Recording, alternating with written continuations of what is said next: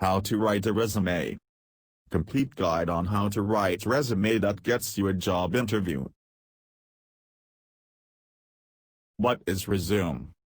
A resume is a document created and used by a person to present their background, skills, and accomplishments.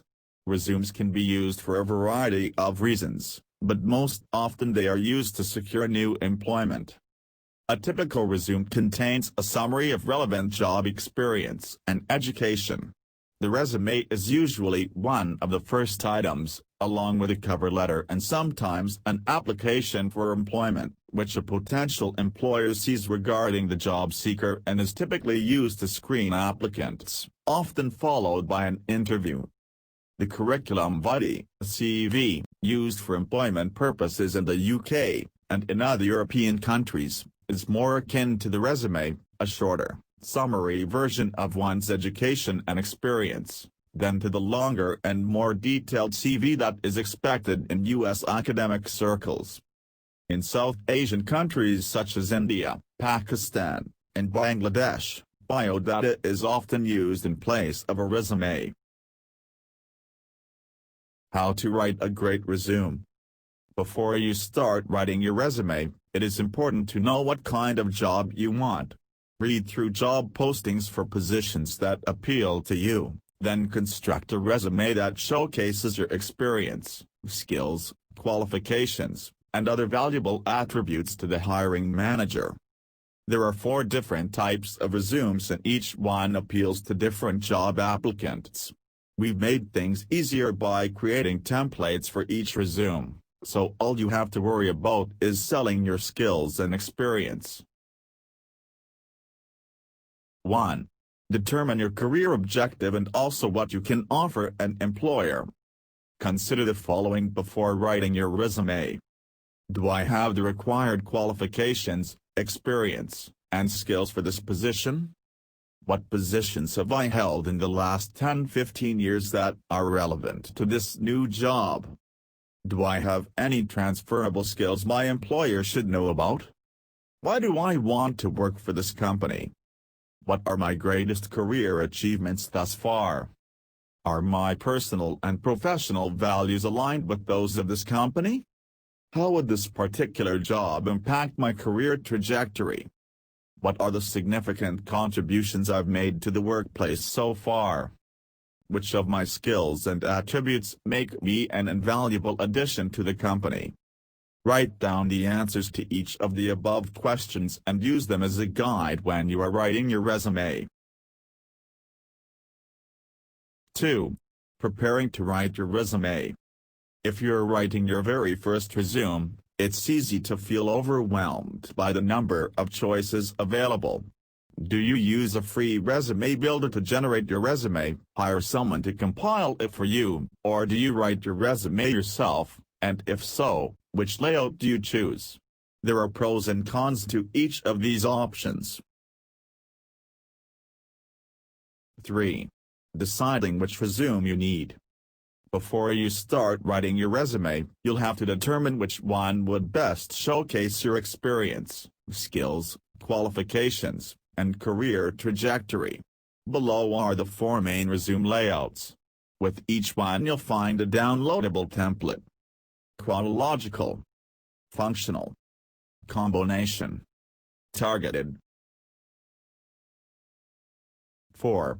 List your personal information. What to remember when compiling your personal information section. Include a professional email address, rather than one that references an embarrassing childhood nickname. Do not include your work email address or your work contact number. If you can help it, you shouldn't advertise to your colleagues or current boss that you're looking for work elsewhere. Only include links to your website or blog if it is relevant to your career. For example, a journalist might include a link to their website that showcases articles they've completed over the course of their career, but a medical doctor would not necessarily include a link to their blog on gardening tips. If your website can bolster your chances of employment, include it, otherwise don't mention these details unless you're called for an interview and asked to discuss your hobbies. Make sure the details on your LinkedIn profile correspond to what you've included in your resume, and if you have a photo on LinkedIn, make sure it's a professional one. For security reasons, don't include your physical address. 5. Write a career summary statement. Sometimes called a resume summary statement, a career summary statement is a short paragraph included as the top of your resume, detailing your most important skills and work experience. It can be thought of as a condensed cover letter, and it should quickly highlight all the qualities a hiring manager would be interested in. Career summary objectives should be written clearly and accurately, without any buzzwords or unnecessary jargon. This short paragraph will help the hiring manager decide whether to keep reading or not, so take your time to write it. 6. List your education details. How to list education on your resume. If you hold multiple degrees, always list the most recently awarded first. For each qualification, include name of the school, college, or university, as well as its location. Name of the degree or program. Years attended and the graduation date. Any awards or honors received. Any significant research or other contributions you have made to the respective field during your studies. Your GPA. 7. List your skills. It might be tempting to cram your resume with all the best skills you can think of, but be selective when you decide what skills to include. Only list skills that are relevant to the positions you are applying for. Every candidate's skill section will look different. A few more tips. Limit your list to between 5 and 10 relevant skills.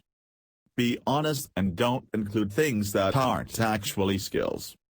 Don't include old or outdated software. Include both hard and soft skills. Do not include irrelevant skills, or confuse skills with hobbies. Do not lie or exaggerate. 8. Write about your experience. What to remember when compiling your experience section. Only include work experience relevant to the position you are applying for. Be selective when you decide which jobs you include, and only list positions you've held in the last 15 years. The more recent, the better. Internships, volunteer work, paid, and unpaid jobs all count. Just make sure they are relevant. Rather than listing your duties, list your achievements. These may be obvious achievements like a promotion or an award, but they can also be less obvious, like improving the efficiency of the call center by optimizing workflows. You'll want to think carefully about the impact you made at your previous workplace. Include precise dates, including months and years, when you started and ended your jobs. Be honest about gaps in your career. Periods of unemployment do not necessarily hurt your chances of re-employment. What to include when listing work experience. The exact period during which each position was held, formatted with the year and the month. The name of the position held.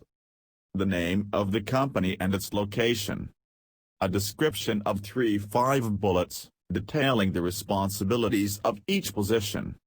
Top accomplishments for each position. Where possible, include percentages or statistics to bolster your achievements.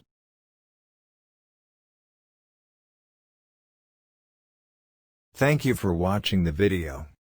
Please subscribe to our channel. Test your English grammar for more videos regarding English grammar.